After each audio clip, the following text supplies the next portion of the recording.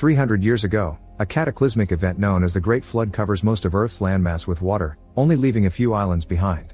Since then, an electrical storm is constantly blocking the horizon. With the old world buried underwater, survivors build a fortified city called Argos on the ruins. This city is controlled by the immortal founders.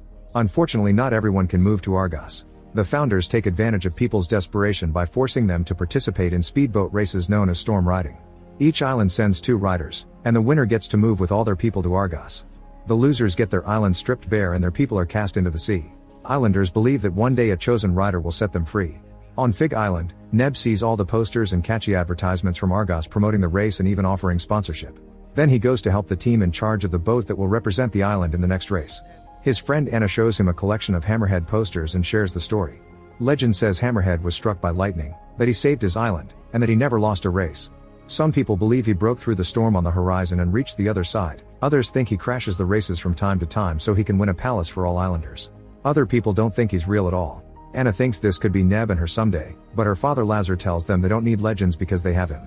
He says goodbye to his daughter and kisses a photo of his late wife before getting ready for the race. One of the mechanics reminds him that once he gets to Neptune's rock, he'll only have 10 seconds to break away. It turns out Lazar isn't participating to win. He wants to breach the storm to uncover the truth.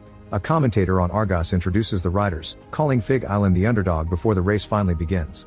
All the riders handle their boats with impressive skill and one of them even manages to catch some lightning, which provides quite a boost and pushes that boat into first place. Another rider's cape accidentally covers his vision and causes him to crash into a rock. When a rider tries to move past the boat in first place, the maneuver fails and it ends up crashing too. As soon as there's an opening, Lazar abandons the race and takes the boat toward the storm on the horizon. The commentator says this is the 5th incident this season.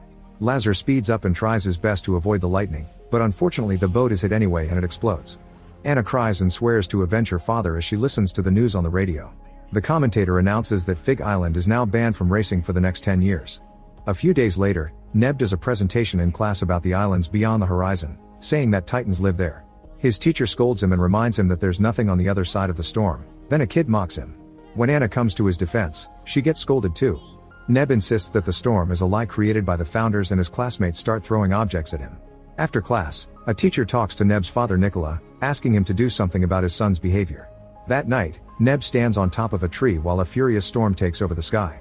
Anna begs him to come down, but he refuses. Suddenly a lightning bolt strikes the tree and Neb, who falls to the ground with smoke emanating from him as he thinks he can finally be like Hammerhead. On the island of CIOs, guards take over the streets to start the evictions since both CIOs riders died in the race. A high-ranking Argos official known as the Baroness keeps an eye on everyone as the guards violently push the locals to the boats. After everyone is kicked out, the founders send machines to start digging. They're looking for a substance they call the element, which is said to defy death itself. On Fig, Neb is still in bed suffering from his injuries. Desperate to help him, his grandfather Dita decided to do something he swore to never do again. With an axe, he slashes a tree's branch and gathers the blue liquid that comes out of it. Then he puts this liquid on Neb's eyes, causing him to have a vision of Hammerhead sailing into the storm. Neb's eyes also turn stormy. When the excavation is done, the Baroness informs the founders that they didn't find anything. It turns out the element is the blue liquid Dita used, and they only have a decade left in reserve. The founders consider taking all the remaining islands by force, but the Baroness points out that if all the islanders together outnumber the Argos army, she thinks it's time to accept their fate and uses the expression amor fati, which means that both good and bad things are necessary in life. Leader Taurus disagrees and says he makes his own fate. He also scolds her for using that expression because it was used by the infamous thief Sychus. Taurus decides they must increase the races to empty the islands more quickly and avoid any more incidents. Sometime later Neb finally leaves the bed and points at the window as he has a vision of Hammerhead in a mysterious tunnel. Neb can't understand his visions, which often come without warning. Dita hugs him to comfort him. Meanwhile, a group of guards is diving and finds a sunken vessel. They inform Taurus that they've found Sychus' wreckage in the Bay of Gaia, so Taurus sends soldiers to the islands in that area hoping that he's still around. At the same time, Dita warns Nicola that he's seen the Baroness flag on the coast, which means she's coming for Neb. Rumors of the wreckage spread fast, so Anna and Neb take a boat to the Bay of Gaia even though Dita always forbade his grandson from going there. After admiring an amazing statue, they look underwater and see the guards inspecting the wreckage.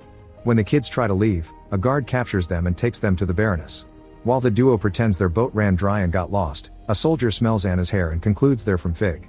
The Baroness explains she's looking for a boy who was touched by the storm as she looks at Neb's eyes.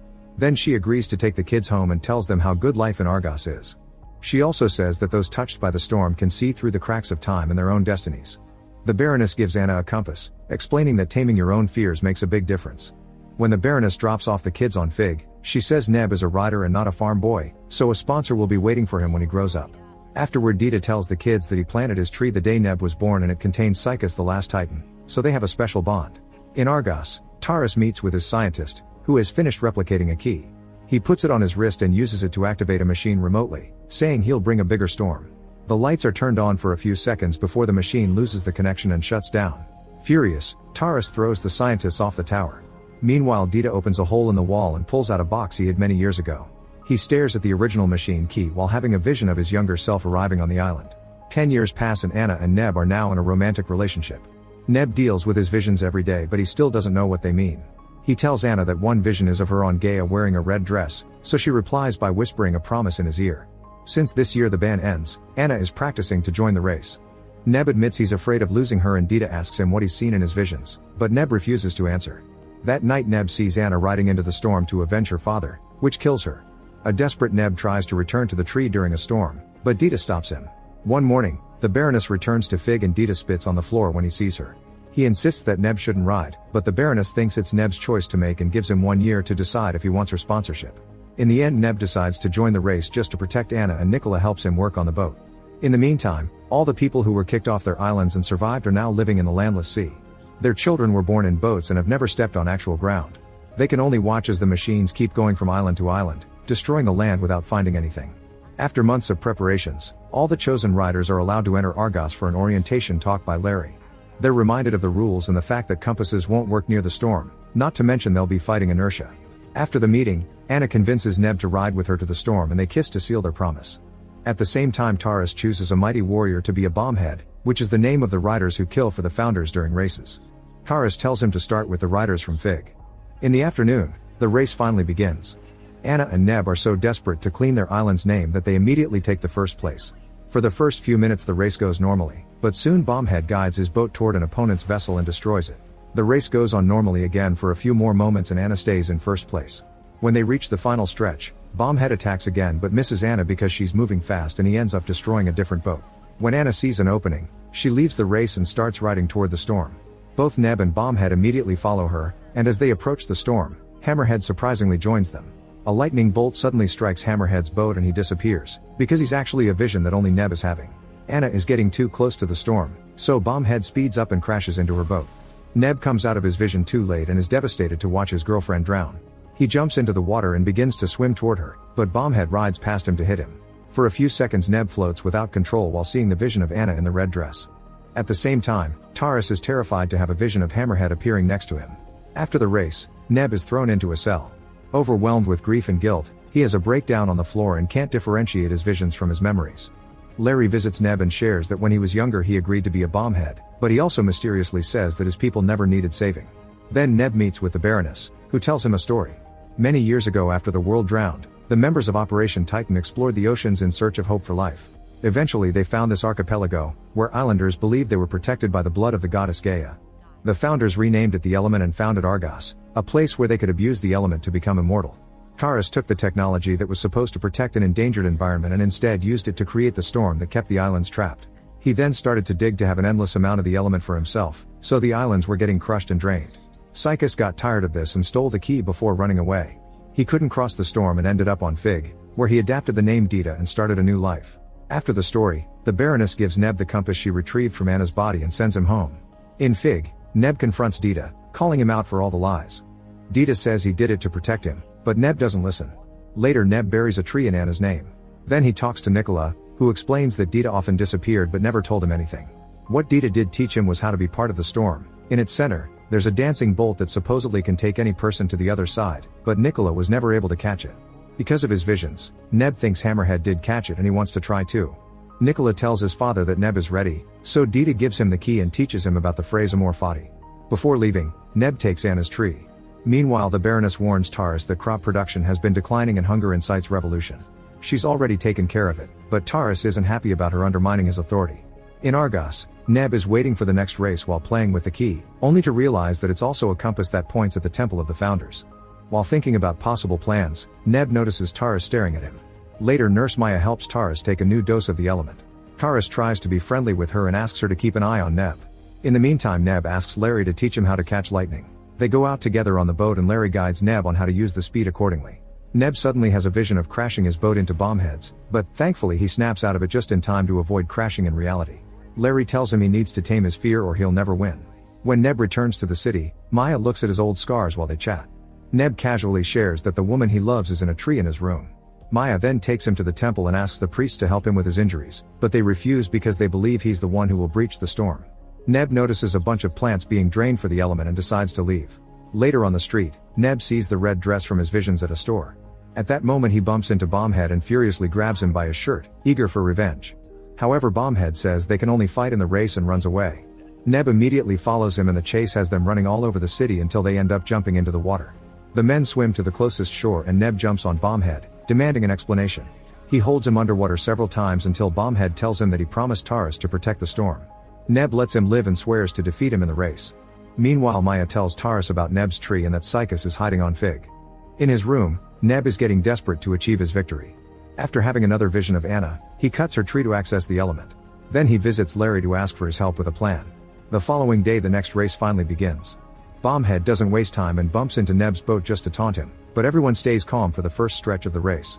Neb is in second place by the time they reach the second stretch and Taurus thinks he'll try to go to the storm, but nothing happens. Bombhead speeds up and takes a shortcut to catch up to Nebraska when the lightning bolts are close enough at last. Neb guides his boat to catch them just in time. The boost moves him ahead and he takes over first place. In just a few minutes, he wins the race. To everyone's shock, Neb suddenly turns the boat around and sails toward Bombhead, who refuses to move. At the last second, Neb jumps off his boat, so only Bombhead dies in the resulting explosive crash. Nobody sees Neb jump, so it's assumed he's dead too. The commentator announces that the Fig Islanders won't be allowed to come to Argos as punishment for Neb's actions. Meanwhile, Taurus makes his soldiers surround the Baroness, scolding her for not telling him that Psychus was on Fig. Soon the radio announces that the army is going to Fig to search for the thief. Underwater, Neb meets with Larry, who provides him with diving equipment. Following the compass, Neb swims to the temple and uses a hidden underwater tunnel to get inside. To his shock, all the priests had already been knocked out.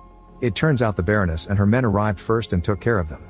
When Neb asks who the Hammerhead is, the Baroness removes her contact lenses and reveals she's been having visions too. She guides Neb through his own visions so he can finally see the truth. He is Hammerhead. All along, the visions showed Neb in the future, so Dita and the Baroness spread the stories until he was ready to embrace his destiny. With the boat and gear prepared by Larry, Neb leaves the temple under his new identity. When the Baroness returns to the main chamber, she discovers that Taurus has killed all the other founders. An argument ensues, but Taurus gets distracted when he sees Hammerhead sailing away.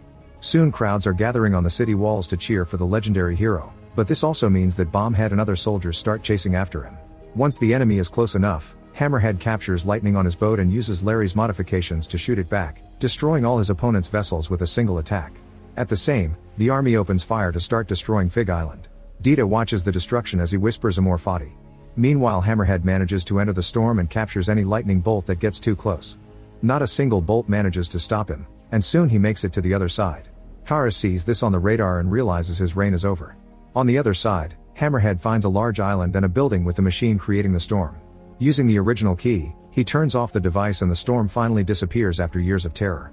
As citizens celebrate all over Argos, Taurus says Amor Fati before jumping to self-delete.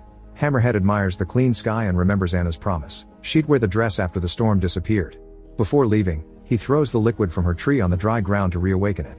A flashback reveals that the Baroness retrieved Anna's body from the sea and revived her with the element. Hammerhead goes to the coast of Gaia and finds Anna waiting for him in the red dress. Make sure to subscribe and turn on notifications so you can watch more videos like this. Thanks for watching.